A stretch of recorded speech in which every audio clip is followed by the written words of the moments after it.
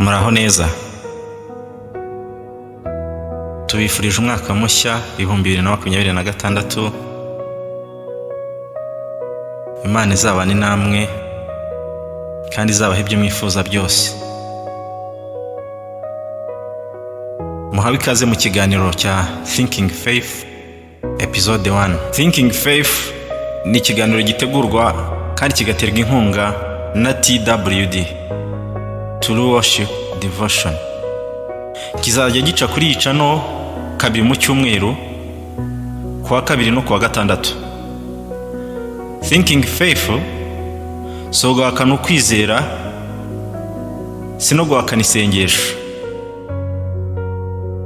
Episode ya mbere dufite topic ivuga ngo kuki abantu basenga Imana ari bakenshi bakomeza kuba bakene. Hari ikibazo abantu benshi bakunda kwibaza ariko bagatinya kukibaza,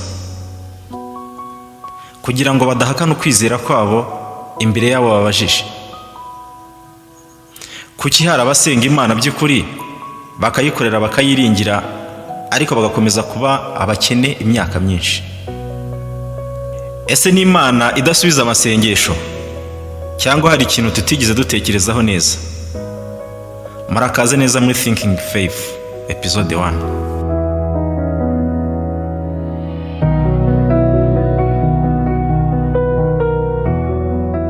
Thinking Faith naho kwizera kudasigara mu marangamutima gusa, ahubwo guhabwa umwanya wo gutekerezwa, gusuzumwa no gusobanurwa.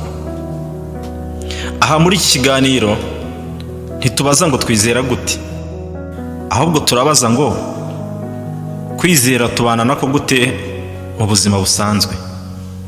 Kuko kwizera kutajyana n'amahame asanzwe gusa, tutakwitondeye aho kudutabara twarohama, tugahura n'ibibazo mu buzima busanzwe ndetse no byo mu mwuka. None rero reka dutekereze kuri iki kibazo gikomeye.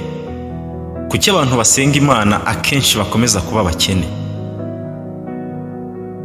Hari abantu benshi basenga Imana ariko bakayisenga bayisaba ibintu itigeze isezeranya gutanga mu buryo bwihuse, mbese batekereza ko ari inshingano zayo. Basenga Imana nkaho izabasimburira gutekereza, gukora no gufata inshingano. Nyamara Bibiliya irabivuga neza. Kadusome muri Hosea ibice 4:6.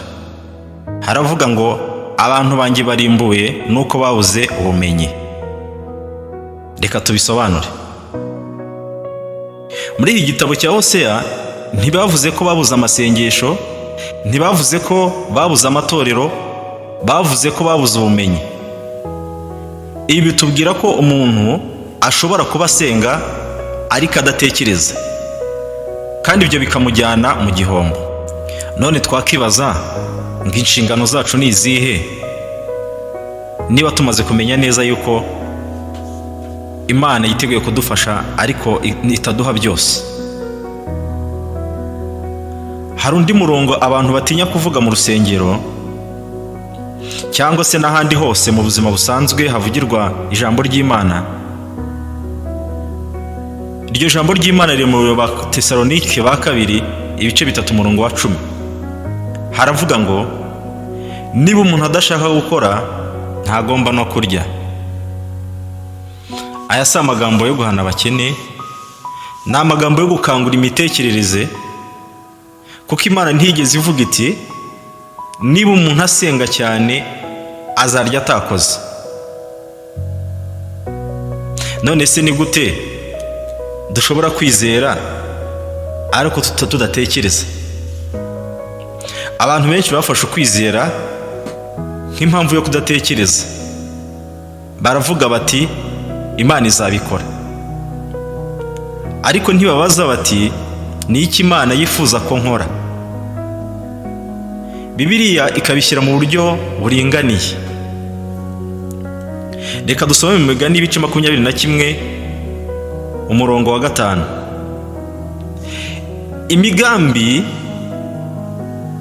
itekerejweho neza izana inyungu, ariko kwihuta gutuma habaho igihombo. Bisobanuye ngo isengesho ritagira imigambi riba rimeze nk'urugendo rutagira icyerekezo.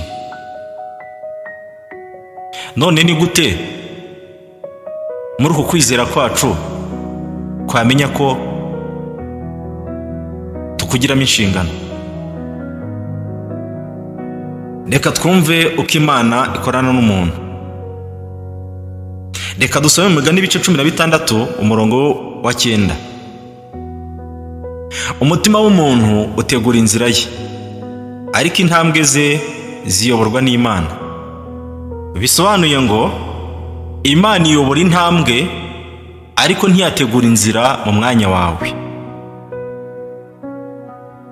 Hari undi murongo usobanura ibi neza cyane uba mu Gutegeka kwa 2:8 umurongo wa 18.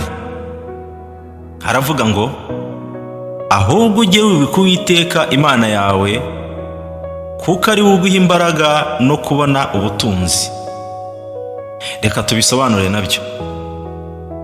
Ntivuga iti ngo haye ubutunzi ako kanya.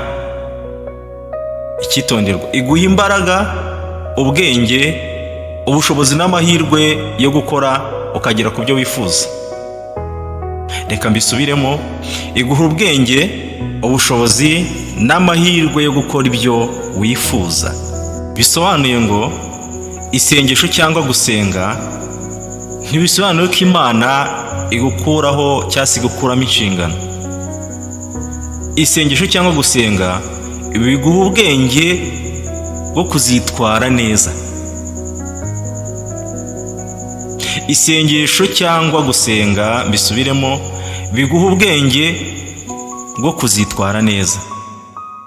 Niba dusenga tudatekereza, tuzakomeza gusenga kimwe, tubona ibisubizo bimwe, ariko iyo kwizera guhujwe no gutekereza, ntibihindura amasengesho gusa, bihindura n'ubuzima busanzwe. In thinking faith, niba ushaka kwizera gusobanura ubuzima, ntusenge gusa, komeza utekereze. Imana ikomeze ibahishurirwa, ibagurira imitekerereze muri uku kwizera. Niba wakunze iki kiganiro wifuza ko twagikomeza, twandikira hasi muri komenti utubwire icyo wifuza ko twazaganiraho ubutaha wananiwe gusobanukirwa. Bye.